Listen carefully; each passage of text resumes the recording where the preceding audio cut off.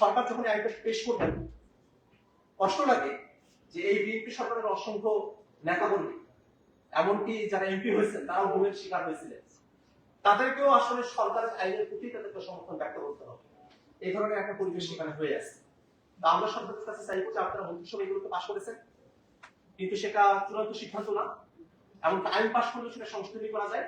আপনারা মন্ত্রিসভার আবার বৈঠক রাখুন, শুধুমাত্র আমলাদের কথায়, আইন শৃঙ্খলা বাহিনীর কথাই নয়, এই যে সাধারণ মানুষ যারা নাগরিকেরা আছেন তাদের মতামতকে ধারণ করে নতুন করে এই আইনগুলোকে ড্রাফট করুন, এবং যাতে করে কোনোভাবেই মানবাধিকার লঙ্ঘনের ঘটনা না ঘটে, গুমের ঘটনা না ঘটে, তেমন করে এই আইনগুলোকে প্রণয়ন করার জন্য, এবং যদি ঘটেও যায় সেক্ষেত্রে যাতে মানুষেরা ন্যায় বিচার পায় সেটাকে সিকিউর রেখে আইনের খসড়া প্রস্তুত করে তারপরে সেটাকে আপনারা সংসদে প্লেস করবেন।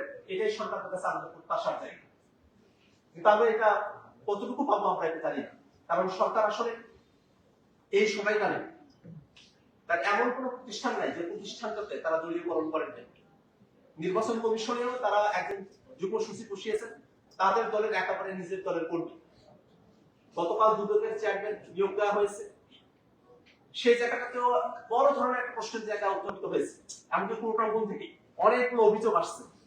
তা আমরা যদি দুর্নীতি দমন কমিশনের বিষয়েও যদি এরকম ধরনের একটা অবস্থা আমরা পড়ে যাই, তাহলে যে ধরনের অবস্থা হতে পারে, এই মানবাধিকার কমিশনকেও যদি আমরা একটা ভগ্ন মানবাধিকার কমিশন হিসেবে আমরা প্রতিষ্ঠা করি, তাহলে আমাদের একই ধরনের পরিস্থিতির মধ্যে পড়তে হবে।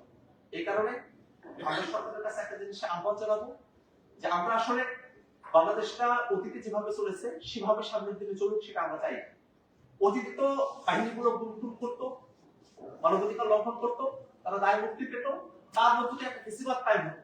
সামনেও কি আমরা এরকম বেশিরভাগ দেখতে চাই, যার কারণে ওই বাহিনীগুলোকেই ফেসিলিটি দিয়ে, দায় মুক্তি দিয়ে, ওই বাহিনীগুলোকে নানাভাবে সুযোগ সুবিধা দিয়ে, এবং মানবাধিকার লঙ্ঘনের ঘটনা ঘটলে সেগুলোকে সামনে আসবে না, আলোর দেখবে না, এই ধরনের একটা পরিস্থিতি দেখে আমরা কি মানবাধিকার কমিশনটা আমরা দেখতে চাই কিনা?